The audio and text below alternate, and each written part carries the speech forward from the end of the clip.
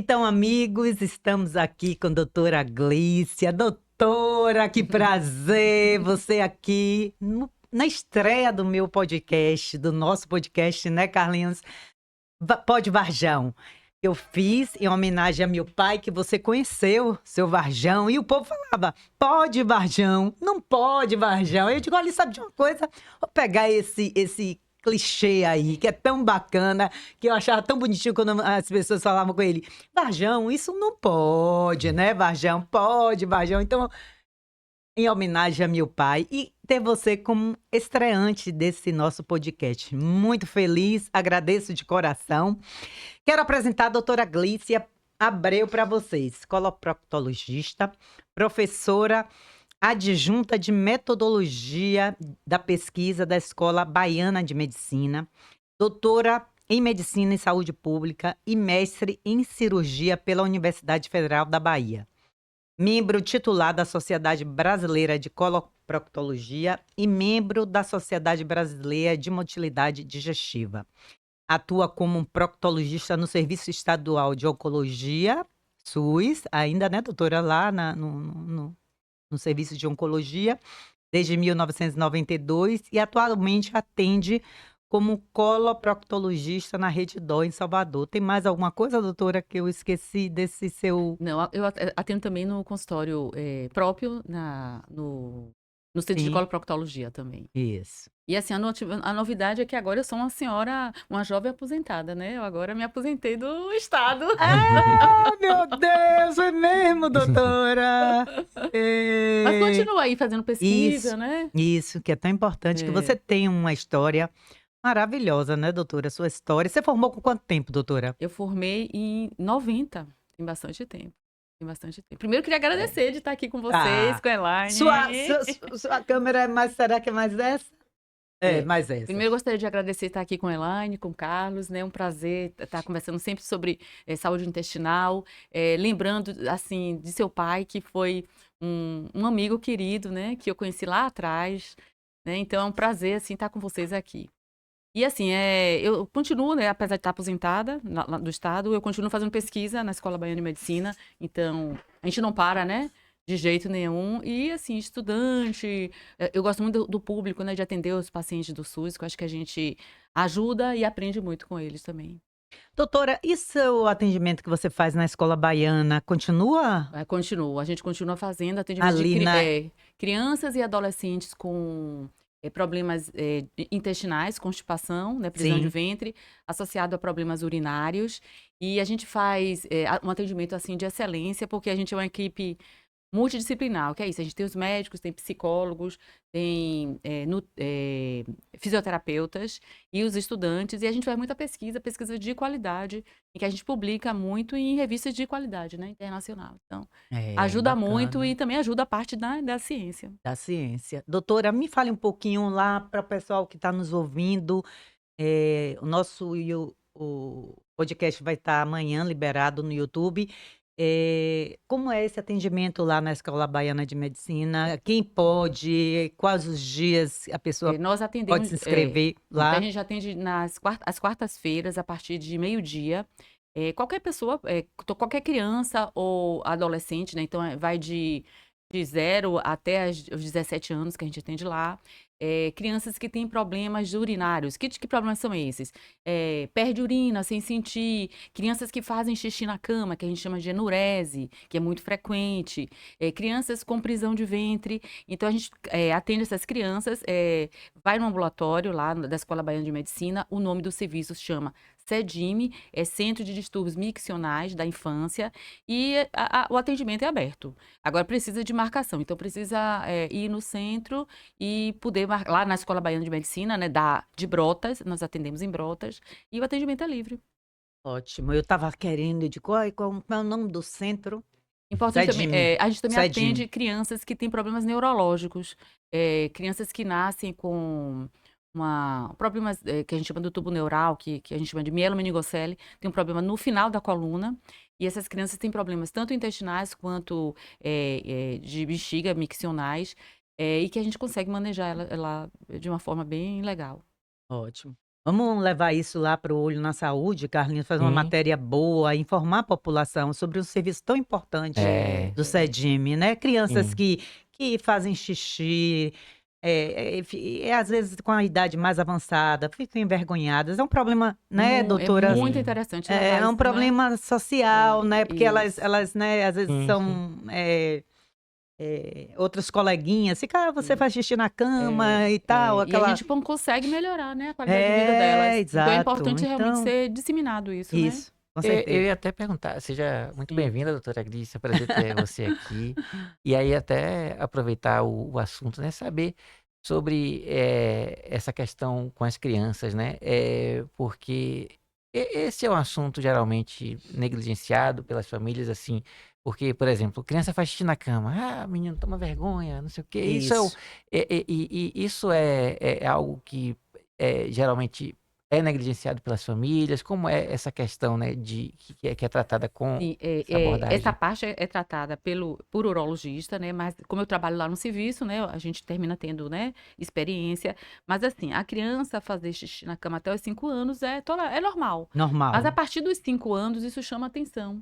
E realmente a gente vê que essas crianças, elas têm muitos problemas emocionais e comportamentais, porque os pais entendem como se isso fosse uma birra. E na verdade não é uma birra.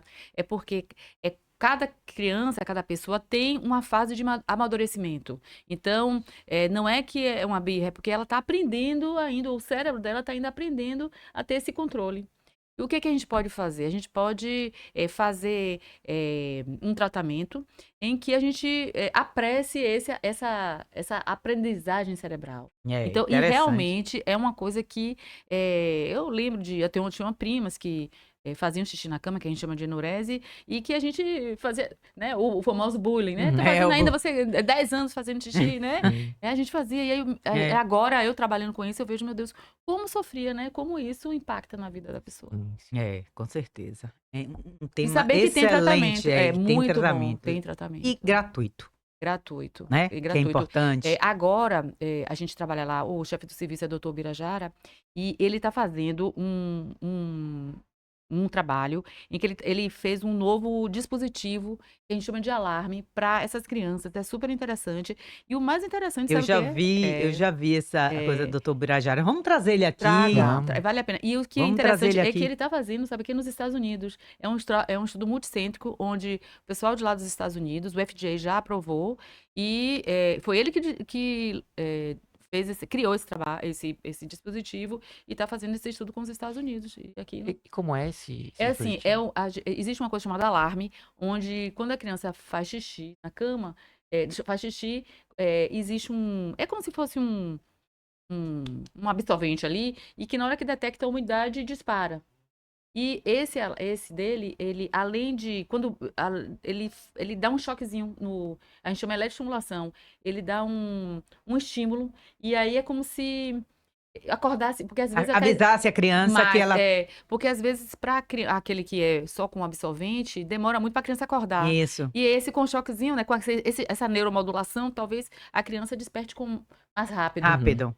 Porque o alarme é muito bom, só que Aí o problema desperte, aí ela vai ao ela vai banheiro. ao banheiro, exatamente. Que o problema é isso. Ela tem que Legal, acordar. Carlinhos, que É. bacana. Vocês têm que trazer, tragam. Doutor Birajara, o senhor já está convidado, viu? Vou querer colocar o senhor também na coluna lá no Jornal à Tarde, de Olho na Saúde, mas de antemão já está convidado para vir aqui no Pod Varjão, falar desse assunto tão importante.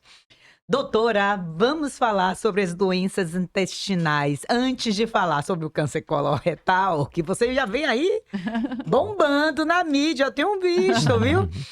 Eu queria que você fizesse uma explanação. Quais são as doenças intestinais mais, assim, que a população deve ter mais cuidado, deve acender o sinal de alerta? Por exemplo, você me acompanhou agora num episódio recente de diverticulite. Eu tenho diverticulite, eu tenho doença diverticular, na realidade, desde 2012. E agora, antes de viajar para Portugal, quase que não viajava, que você ficou super preocupada. Eu tive uma crise terrível de diverticulite. E eu já sei quando ela aparece, já sei sintomatologia, já sei tudo. E foi complicado, porque você me acompanhou à distância, né? Fez a telemedicina. E ficou, Elane, se as coisas piorarem, Volte. volte, porque pode ter uma complicação maior e tal. E eu fiquei muito é, preocupada lá, os amigos lá de Portugal. Elane, será que não era melhor você voltar? Eu, menino, peraí, que esse negócio vai dar certo.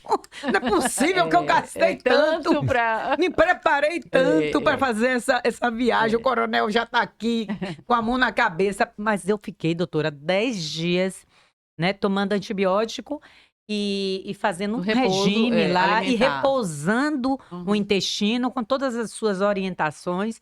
E aí, assim, quando chegou lá no 6º dia, 7º, já estava melhor. Aí eu digo, não, agora eu Aham. fico, né? Agora eu Sim. fico, eu tenho que melhorar, porque tem que tomar um vinhozinho É. também, né, doutora? É, Mas, minha querida, me fale aí sobre essas doenças. É. Quais são Bem, as mais pronto, a relevantes? diverticulite, o que que é? Existe a doença diverticular, o que que é? O que são divertículos? A parede do intestino, o normal é que ele seja toda lisinha. Com o tempo, geralmente com a idade, a gente começa a desenvolver essas herniações, como se fosse uma bola de soprar, e que a gente vê Umas naqueles, bolsas, né, umas doutor? bolsinhas, que a gente chama isso de divertículo. Na maioria das vezes, esses divertículos não têm nenhum problema, não causa nenhuma consequência para o paciente, né? Mas, em algumas situações, essa bolsa ou ela pode inflamar, que a gente chama de diverticulite, ou então pode haver um sangramento muito volumoso. Esse sangramento volumoso, geralmente, é uma hemorragia que a gente chama de enterorragia, que a indicação é ir para emergência, porque realmente a perda é muito, muito grande de sangue.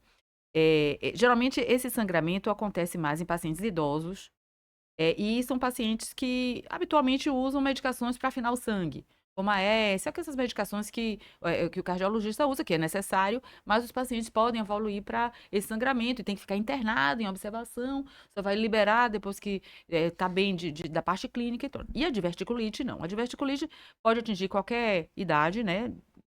E o paciente, o que que é a queixa principal? É aquela dor, como o divertículo habitualmente é do lado esquerdo, a dor geralmente é do lado esquerdo. Então, é aquela dor frequente que você palpa quando você solta a mão ali daquela região aqui na barriga, na parte baixa da barriga. Você sente dor, porque ali existe uma irritação, inflamação.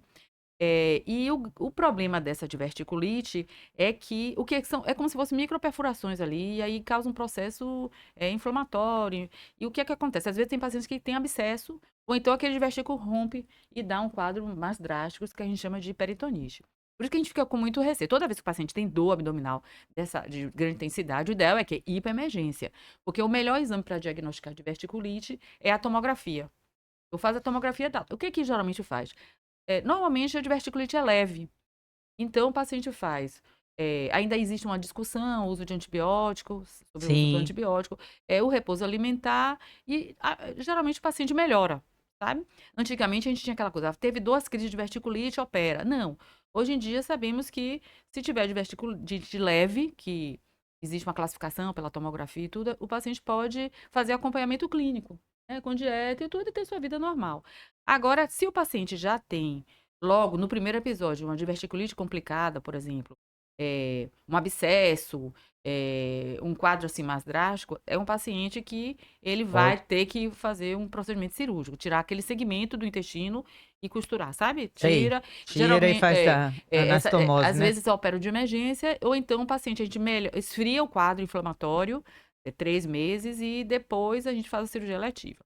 Lembrando que quando o paciente tem diverticulite, a gente não deve fazer o exame de colonoscopia logo Isso é na importante, vigília. doutora. É muito Refrisa aí. importante. Muito importante, porque às vezes É. a pessoa Quer fazer a quer colonoscopia. fazer logo de imediato não e não pode. pode. Tem que sair do quadro agudo, né? Geralmente o paciente tem um quadro de diverticulite e nunca fez uma colonoscopia, ou então fez uma colonoscopia há muito tempo atrás. E a gente não sabe se aquele quadro está associado com alguma coisa mais grave. Isso. E precisaria fazer a colonoscopia, mas não pode fazer na vigência da diverticulite. Tem que esperar pelo menos 2 meses, 60 dias, para esfriar o processo inflamatório e poder fazer com segurança. Porque senão a colonoscopia num processo inflamatório pode facilitar a perfuração do intestino. E aí é complicado, né, doutora? E aí, assim, quais são os fatores para você desenvolver uma diverticulite? Que a gente fala muito primeiro, sobrepeso, uma dieta pobre em fibras, uma dieta rica em carne, o fumo, o álcool, são fatores que estão associados à diverticulite, que vocês veem assim, quando você não tem um bom hábito de vida. E são fatores também que estão associados ao câncer de intestino, que a gente vai falar depois. Então, Certo. vocês observam que tudo na vida vai sempre levando a gente. O que a gente precisa melhorar desde cedo o nosso estilo de vida. Nosso estilo, a Então, perder peso, alimentação, a questão da sedentarismo, alimentação, né? a alimentação, a perda de peso e o sedentarismo, evitar o sedentarismo. Então, isso vai para, acho que quase todas as doenças, É né? Passa verdade. por parte cardiovascular É verdade. até parte intestinal, É, né? Você vê exato. como a importância do hábito de vida. E Isso. agora, o diagnóstico, ele só vem quando aparece o incômodo, assim, ele, quer Ó, dizer, a doença diverticular, você tem um diagnóstico na colonoscopia, você pode ver na colonoscopia, ou então, eventualmente, você vai fazer uma tomografia, ou então um médico vai fazer, para ver através de um ultrassom é muito difícil, tem que ser um médico muito, assim, tem que ter muito expertise, né, Sim, para poder, sim. mas geralmente assim, você vai fazer uma tomografia de abdômen, ó, tem ali um divertículo, ou vai Isso. fazer a colonoscopia, tem um divertículo. Não quer dizer que você tem divertículo, que você tem diverticulite. A É, diverticulite é uma complicação que pode ou não ocorrer. Então, isso. o que a gente orienta para a gente evitar essa diverticulite é ter um hábito de vida saudável. Saudável. Sempre o Vou- hábito de vida saudável para evitar a Isso. diverticulite.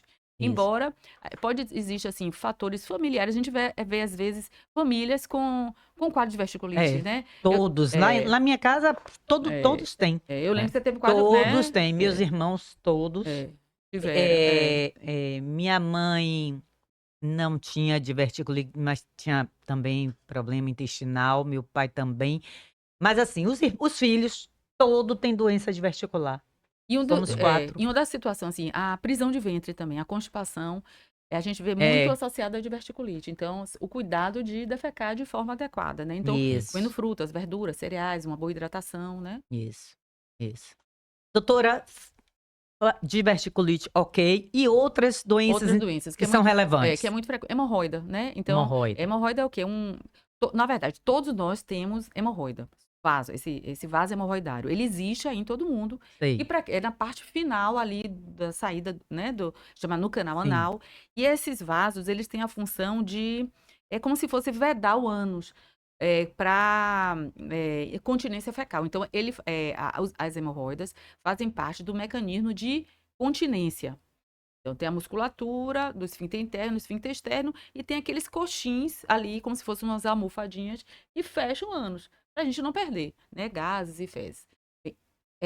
As pessoas, às vezes, por familiar, alimentação, gravidez, pode essas hemorroidas saírem da posição, elas descerem, elas cederem. E aqui a gente chama de hemorroida, mas na verdade o melhor seria doença hemorroidária. uhum. E como geralmente ela se manifesta por sangramento retal. Muitos pacientes pensam que é mais por dor, mas o sintoma mais frequente de hemorroidas é o sangramento. Sangramento vermelho vivo, principalmente depois da defecação. E também aquele prolapso, né? Que o paciente faz força para defecar, ele sai. Em algumas situações ele sai e volta por ele mesmo, outras vezes ele sai, o paciente tem que colocar dentro com o dedo, ou então fica sempre lá de fora. Então, a hemorroida é muito frequente. O grande problema de hemorroida é que a hemorroida não vira câncer, não tem associação com câncer. O que acontece é que as pessoas que sabem que tem hemorroida têm um sangramento Ficam e assustados. acham, hemorroida, eu já sei que eu tenho Ah, hemorroida. sim. Eu não Mascara, vou né, doutora? eu não Mascara. vou fazer nenhum Uma exame porque eu já situação. sei o que é que eu tenho. Hum, E às vezes é uma coisa lá em cima, né, uma lesão lá em cima, e que está deixando de ser avaliado porque a pessoa acredita que seja pela hemorroida. Outra doença muito frequente é fissura anal, que é uma rachadura no ânus, geralmente causado. doutora, só interrompendo. A hemorroida hoje. Antigamente se operava muito de hemorroida. Hoje, A hemorroida a gente opera a depender do grau dela. sim, Então, se você tem uma hemorroida pequena, que a gente chama de primeiro, segundo grau, sim, o que é hemorroida de primeiro grau? A gente faz o exame e vê aquele vasinho mais túrgidozinho lá, sim. lá dentro. Segundo grau, o paciente faz força para defecar, a hemorroida sai e ela volta por ela mesma. O Sim. terceiro grau, o paciente faz força para defecar e tem que colocar com o dedo para dentro. E o quarto grau fica sempre lá de fora. Então, Hum, primeiro e segundo grau, nós podemos fazer o tratamento no ambulatório. Geralmente é ambulatorial. ambulatorial, É o certo. quê? Orientação de dieta. Fruta, verdura, Sim, alimentação adequada. E evitar o uso do papel higiênico para não traumatizar. Porque é como você faz força para defecar, a mucosa sai, você passa o papel higiênico como se fosse a mucosa da boca, e aí traumatiza. Agora, a partir do terceiro e quarto grau, né? Terceiro e quarto grau, a partir do terceiro grau, a gente pode já indicar a cirurgia. Terceiro grau, ainda a gente pode tentar fazer um tratamento no consultório. Habitualmente, a gente faz um elástico, a gente coloca um elásticozinho na hemorroida e ela. O que é que esse elástico faz? A gente prende a hemorroida com elástico, sim, aí o vaso ele seca, como se fosse morrendo, né? Forma sim. uma necrose ali. Aquilo dali vai formar uma fibrose e aí o vaso não vai ceder. Então, o que a gente quer fazer com a ligadura elástica necrosar aquele tecido, formar uma Sim, cicatriz para ele não descer. Só que às vezes a gente não consegue quando a hemorroida é muito grande. E aí o sei. tratamento é cirúrgico. Mas tem várias cirurgias atualmente. Tem a cirurgia convencional, que embora seja uma cirurgia que vem muito associada com um pós-operatório doloroso, né? Mas existe algumas coisas que nós podemos fazer para melhorar. Certo. Podemos até fazer o botox para melhorar a dor de pós-operatório de pacientes com hemorroida. Mas tem a cirurgia convencional, mas tem hoje em dia a cirurgia que a gente chama de desarterialização, onde a gente liga lá em cima e puxa. Tem o laser, embora o laser ainda precise de mais evidência para seu efeito, sabe? Sim, Principalmente para hemorroidas maiores. O paciente já, às vezes, chega lá no consultório e você me diz, doutora, eu quero operar por laser. A indicação cirúrgica vai depender do seu grau. E a isso. gente conversando com o paciente sobre as taxas de cura, né? Porque sabendo que em medicina nada é 100%, né? É, No dia que alguém falar que um tratamento é 100%, corra. Porque em medicina vai não. depender de vários fatores, né? Isso, com certeza. Sim, doutor, e quais são as outras doenças? Outra doença também que a gente tem que chamar muita atenção, que o Sim, tratamento é clínico, é as doenças inflamatórias intestinais. A retocolite ulcerativa, a doença de Crohn, Crohn, que são doenças que é um processo inflamatório, é como se sei, fosse uma reação do organismo contra ele próprio, uma reação, uma doença autoimune, né? É sei. um desequilíbrio ali. Essas doenças, elas são tratadas com medicações específicas. Atualmente, nós temos uma medicação que nós chamamos de biológico, uma classe chamada biológico, e que tem tido bons resultados. É que esse biológico, ele age logo no início do processo inflamatório, lá no iniciozinho, sabe? Certo. Porque as medicações que antigamente nós tínhamos, a gente tratava o final do processo inflamatório. E com o biológico a gente melhorou muito, porque antigamente o paciente melhorava clinicamente, a gente fazia endoscopia, o paciente também estava melhor, mas quando a gente fazia a biópsia, o processo inflamatório ainda estava lá. E com os Hum, biológicos a gente conseguiu melhorar isso, quer dizer, não sei. só a melhora visível e a melhora clínica, mas também a parte microscópica, sabe? Teve melhora. Isso. Doutora querida, vamos entrar no nosso tema. Afinal, a gente está no março azul marinho, que chama muita atenção para o câncer coloretal, que é o terceiro mais comum no Brasil, atrás apenas dos tumores de mama e próstata, sem considerar os de pele não melanoma, né? Segundo o Instituto Nacional do Câncer, o INCA, a estimativa para o triênio que acaba em 2025, esse ano, ultrapassa 45 mil novos casos por ano. Aí eu já entro com uma pergunta, doutora. Quais são os primeiros sinais e sintomas do câncer coloretal que as pessoas costumam ignorar? Olha, o que os estudos mostram, o que a gente na clínica observa, é que dos principais sintomas é o sangramento nas fezes, alteração do ritmo intestinal. Hum, Então, é uma pessoa que vinha com ritmo intestinal normal, sim, padrão dela, e começa a ter ou diarreia ou então prisão de ventre. Então, você está defecando e começa a sentir que as fezes estão mais finas, saindo em fita, ou então com diarreia.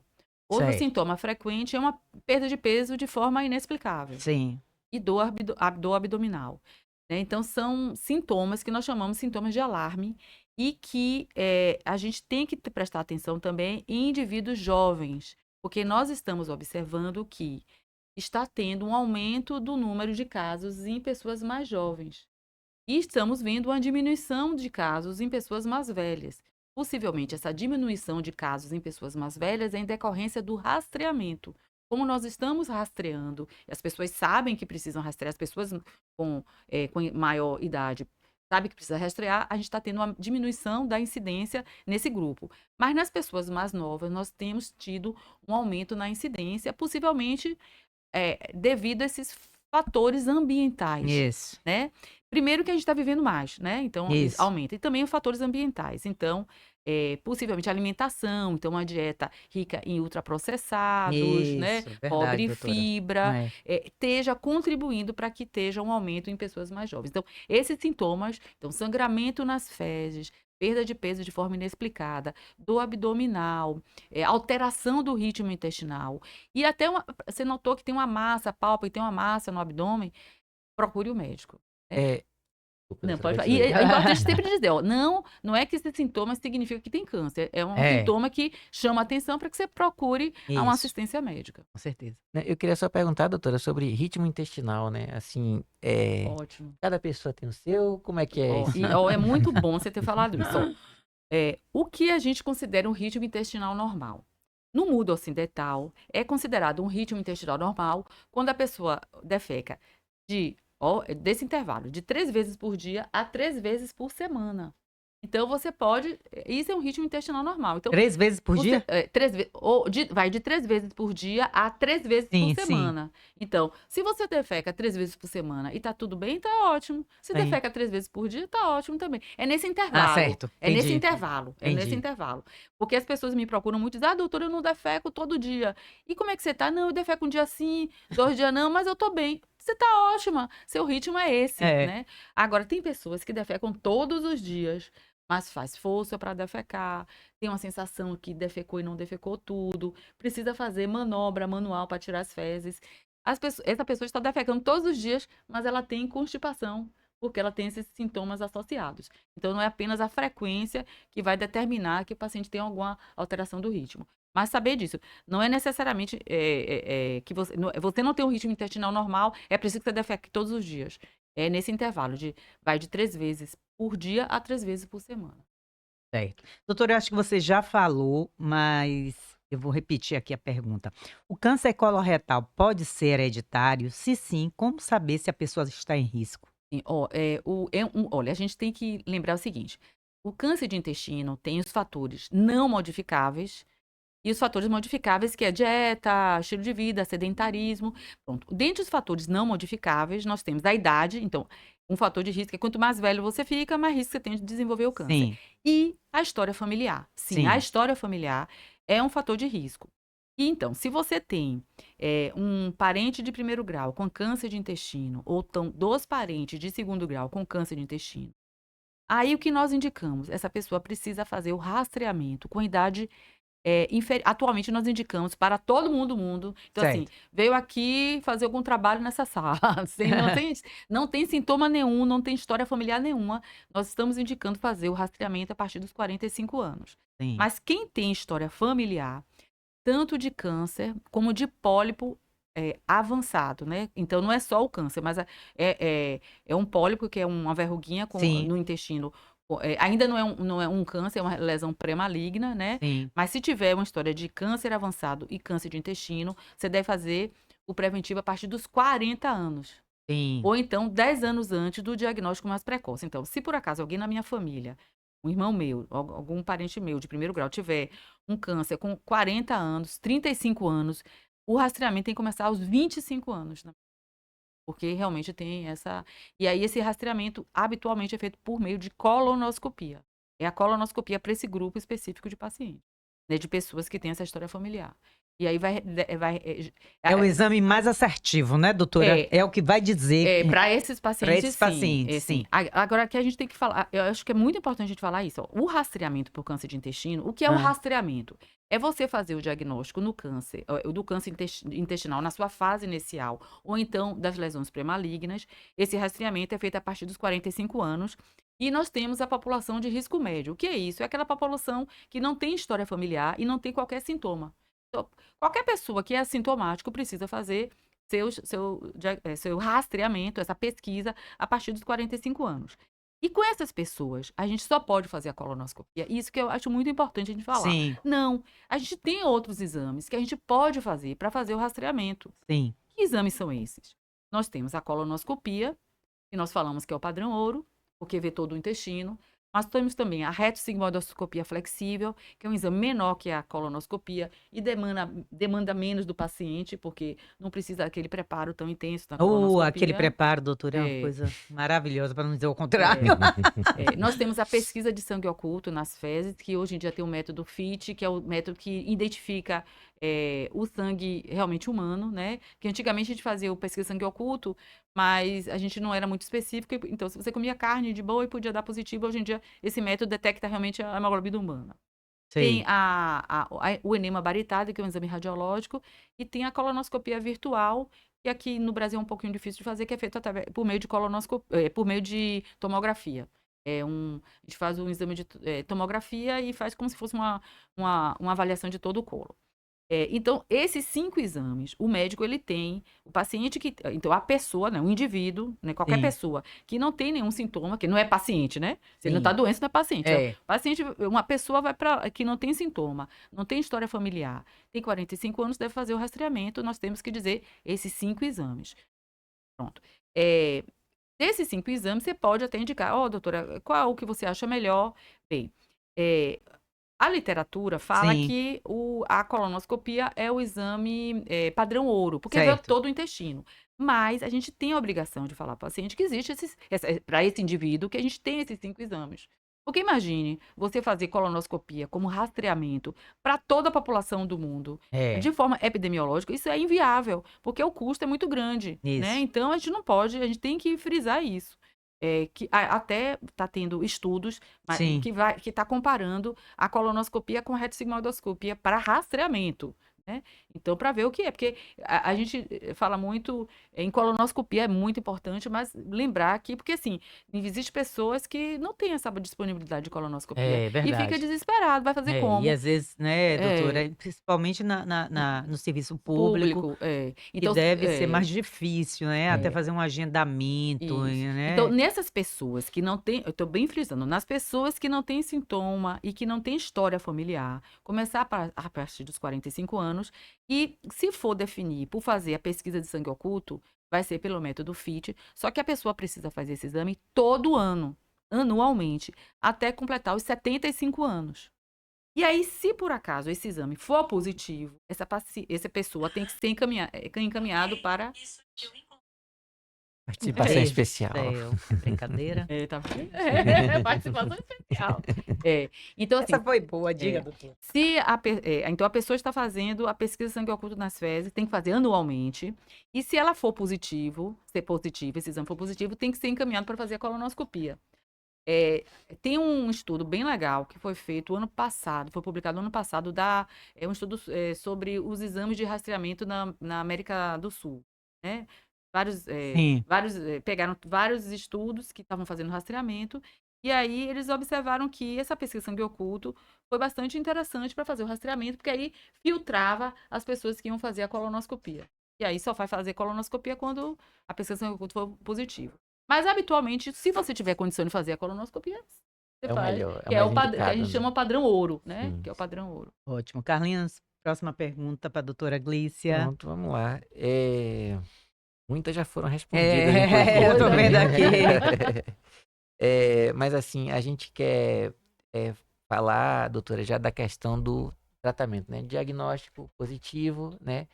É, Muito se fala que hoje o câncer deixou de ser uma sentença de morte, né? É possível, né? A cura Isso. do câncer É, coloretal, né? E quais são sim, os tratamentos também? é possível a cura e por isso que a gente frisa muito em se fazer o rastreamento, porque essa cura, esse tratamento vai depender do grau que esteja o câncer. Então, se você faz o seu acompanhamento e você é diagnosticado numa fase inicial, esse tratamento tem uma chance muito alta de cura, mais de 90% de cura. Por isso a importância de se fazer o rastreamento, porque você pode ser identificado com um grau no estágio leve, né, no inicial, né? estágio inicial, e que você vai ficar curado. Então, assim, se você está no estágio inicial, o tratamento para o câncer de intestino é especialmente cirúrgico, a gente tira aquela lesão. Então, o câncer, porque a gente tem o câncer de cólon e o câncer de reto. O câncer de cólon é aquele câncer que é na porção mais proximal do intestino, né? E aí o tratamento é cirúrgico. A gente Certo. tira ali. O câncer de reto, a depender da localização dele, quando o câncer está na parte mais baixa do reto ou na parte média do reto, em algumas situações, quando esse tumor ele invade um pouquinho mais a parede, a gente indica tratamentos antes, né, que a gente chama de radioterapia, radioquimioterapia, Sim. para diminuir aquele tumor e facilitar a cirurgia, até mesmo facilitar a cirurgia que a gente consiga tirar o tumor e consiga costurar aquela porção mais proximal na porção final, sem precisar fazer o que muitos pacientes têm medo, que é a bolsa de colostomia, É. né? É o tratamento de radioquimioterapia. Atualmente também tem um tratamento imunológico que é muito interessante para os pacientes com tumor de reto baixo. São pessoas que eles precisam fazer um exame de sangue para detectar que ele tenha uma alteração celular lá, né, Sim. de microsatélite, que a gente chama. E se esses pacientes tiverem essa alteração específica, eles fazem o tratamento imunológico. E um trabalho que foi publicado há 2 anos atrás mostrou que, com o tratamento imunológico, o paciente não tinha mais a lesão, não precisava nem operar. Bacana. Atualmente também a gente sabe que a radioquimioterapia para tumores bem baixos, tumor de reto baixo, também pode ser o único tratamento, sem necessidade de cirurgia. Então, são várias nuances assim, né, que a gente trata. E também os pacientes que têm um câncer já avançado, com metástase, existe o tratamento, né, de quimioterapia. Hoje em dia tem muitas combinações de drogas em que a gente consegue aumentar a expectativa dessas pessoas. A gente não diz que é uma cura, mas a gente sabe que o paciente pode seguir com uma qualidade de vida boa durante um período considerável. Ô, doutora, a pessoa que geralmente que foi colostomizada, né, que teve que colocar o intestino, geralmente é fruto de um câncer, coloretal ou pode ter em outras Pode situações? sim. Ó, por exemplo, diverticulite. Se você tem Sim, uma diverticulite complicada e sim. vai fazer uma cirurgia com um quadro de peritonite, que é uma inflamação, o Tô até médico é por isso que eu tô me alimentando, eu tô bem, numa É, dieta, só faça. Deus sabe. pode ser necessário fazer uma É uma mesmo, colostomia, doutora? porque, assim, se você faz uma costura num ambiente com infecção, né, com inflamação, aquele risco daquela costura abrir é muito alta. Então, por isso que a gente faz a colostomia. Geralmente, a colostomia para câncer coloretal depois da cirurgia, muitas vezes a gente não faz nem a colostomia, a gente faz a ileostomia, a gente puxa o intestino fino para Sim, fora. É temporária, durante sim, 60 dias, sim. quando o paciente melhora, a costura lá de baixo, ela tá cicatrizando, depois de certo tempo, 60 dias a gente fecha E aí reverte, e né? reverte essa colostomia. Mas Certo. em algumas situações, quando o paciente tem um câncer muito baixo, que compromete já a musculatura, às vezes é necessário tirar todo o ânus. E aí o paciente fica com a colostomia definitiva. Mas olha só, não é uma sentença também de péssima Sim, qualidade de vida. É uma coisa muito importante falar assim. O paciente que tem uma colostomia terminal, definitiva, que não vai poder fazer uma reversão dessa colostomia, pode ter uma vida tranquila, como a gente pode indicar uma irrigação da colostomia. Então, a gente faz uma lavagem daquela colostomia com água na temperatura ambiente, isso o médico vai orientar, em que sim. ele limpa todo o intestino e as fezes saem, e ele pode fazer essa lavagem todo dia, ou então de 2 em 2 dias. E ali, no lugar onde tem a colostomia, só bota um paninho, uma gazezinha. Às vezes tem uma Sim, bolsa, tipo um adesivozinho assim, que ele coloca no local, pode ir pra praia, a pessoa nem percebe. Então eu vejo assim, mas isso só pode ser feito para colostomia e não para ileostomia. sim, Então, para quem tem uma colostomia definitiva, pode conversar com seu médico sobre a sim. irrigação da colostomia. Geralmente, quem faz esse procedimento, quem orienta o procedimento, são enfermeiras, chamadas estomoterapeutas. E, infelizmente, a gente vê que muitos pacientes desconhecem essa possibilidade de fazer a Ah, que irrigação. E é ótimo, imagina, você faz. É. E o paciente, ó, tem um engraçado que eles se acostumam tanto, e a qualidade de vida muda tanto. Imagine você não Com ficar com aquela, né, Uhum. aquela bolsa com aquela fezes. bolsa. Então, assim, não é uma sentença. E lembrar o seguinte, é uma situação que foi para seu bem, né? Você tirou uma lesão, que você está curado, é uma consequência que você pode ter uma vida normal, vida de atividade física, atividade Isso, sexual. Isso não isso. diminui você em nada, Com né? certeza, doutora. Doutora, minha querida, acho que só você voltando outras vezes, né, É, muito Carlinhos? assunto, Muito né? É muito assunto, mas a assunto. gente, infelizmente, tem que encerrar. Muito feliz de contar com você nessa estreia do Pós de Varjão. E você tem uma áurea maravilhosa e com certeza vai trazer muita sorte, né, Com Carlinhos? certeza, é. Sim, Mas vocês merecem. começamos com o pé direito, né? Começamos com o pé direito. Então a gente vai encerrando aqui o Pós de Varjão, eu fazendo minhas considerações, dizendo que ele hoje foi gravado, mas a tendência é que a gente evolua para que seja ao vivo e que a gente sempre faça dia de sábado, porque as fontes são da área médica, os médicos são profissionais cheios de atividades, né, com agenda superlotada. E, assim, contar com profissionais do porte de doutora Glícia, eu acho só dia de sábado mesmo. Então, assim, agradecer, assim, já a audiência aí que eu tô vendo que o pessoal tá entrando. Mas amanhã a gente deve publicar a íntegra toda no YouTube. Pode Varjão 13, você pode localizar lá no YouTube, Pode Varjão 13, e você vai ter acesso ao que nós discutimos aqui hoje. Carlinhos? A doutora Glícia pela presença e vamos continuar aí levando muita informação para o público, né? Porque saúde é um direito fundamental, como a gente falou no início, né? Então a gente tem que orientar, informar e vamos trabalhar para isso. E eu também sempre falo, informar é também cuidar. É isso aí. Tá bom. Então, tchau, tchau. Até breve.